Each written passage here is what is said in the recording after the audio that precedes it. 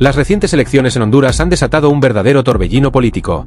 Entre acusaciones de fraude, inconsistencias en el proceso y la controversia sobre el papel del Consejo Nacional Electoral, CNE, el país se encuentra al borde de una crisis institucional.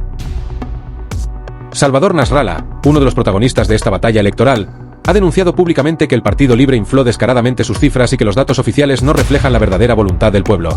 Según sus palabras, este sería el fraude más descarado en la historia del país, dejando al descubierto un sistema electoral viciado y controlado por manos oscuras.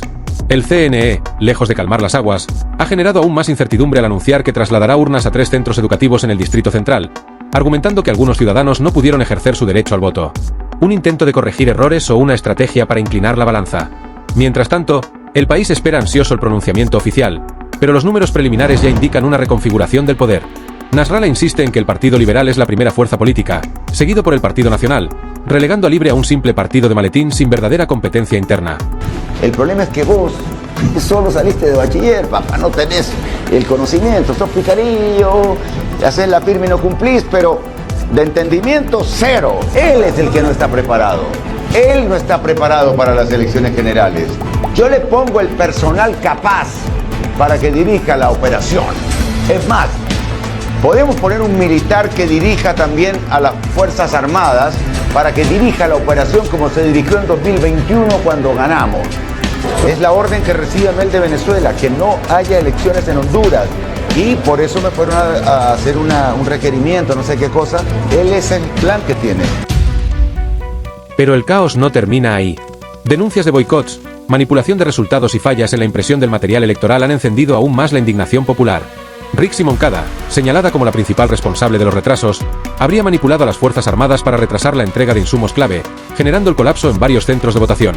La mano peluda detrás de este desorden sigue sin ser identificada, pero el Ministerio Público ya estaría investigando las irregularidades. ¿Podrá Honduras confiar en la transparencia de este proceso? Por otro lado, Nasrallah no se queda callado y denuncia una campaña de ataques en su contra. Afirma que ha sido blanco de agresiones de desconocidos y que el sistema está diseñado para eliminar a quienes buscan limpiar la política hondureña. Cuando uno no sabe, comete errores, expresó refiriéndose a las decisiones del Ministerio Público sobre denuncias mal planteadas.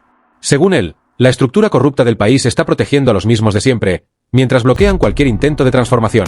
Y si algo le faltaba a este convulsionado proceso electoral, es la indignación por el desvío de fondos destinados a la salud. Se ha revelado que Manuel Zelaya, en su afán de ejecutar proyectos con fondos propios, desmanteló los presupuestos de hospitales clave como el Escuela y el Catarino, dejando a los hondureños sin medicinas ni servicios básicos. La pregunta es clara: ¿cuántas vidas han sido sacrificadas por decisiones políticas irresponsables? En medio de esta tormenta política, Honduras se encuentra en un punto de quiebre. ¿Habrá justicia electoral o se impondrá la impunidad? Mientras el CNE se toma su tiempo para dar un veredicto final, la incertidumbre y la indignación continúan creciendo. El pueblo hondureño se enfrenta una vez más a la eterna pregunta: ¿será esta otra elección robada o el inicio de una nueva era política? Esto que vimos el domingo pasado es sin precedentes. Desde 1982, con nuestra nueva constitución que hemos tenido, la reciente, nunca había pasado tal cosa. Las Fuerzas Armadas de Honduras cumplió con ese deber constitucional en todo momento, aun y cuando habían gobiernos autoritarios como el de Juan Orlando Hernández. No se atrevió a tanto Juan Orlando Hernández.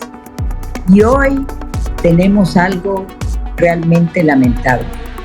Las Fuerzas Armadas de Honduras históricamente ha sido una de las instituciones más creíbles para el pueblo de Honduras. La guerra interna en el Partido Libertad y Refundación está más feroz que nunca. Las recientes elecciones internas han desatado un verdadero huracán de traiciones, boicots y puñaladas traperas.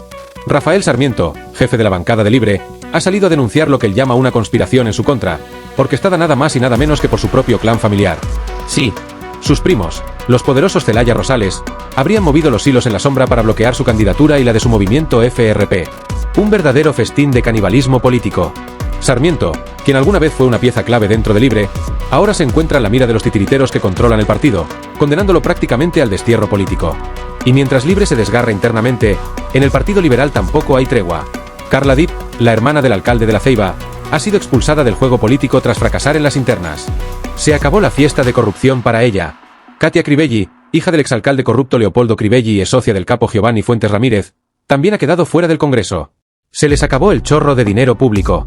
Y la mayor sorpresa, Suyapa Figueroa, la médica que pasó de denunciante a protagonista del viejo vicio en la política hondureña, ahora enfrenta el escarnio público tras ser acusada de tener 5 trabajos al mismo tiempo.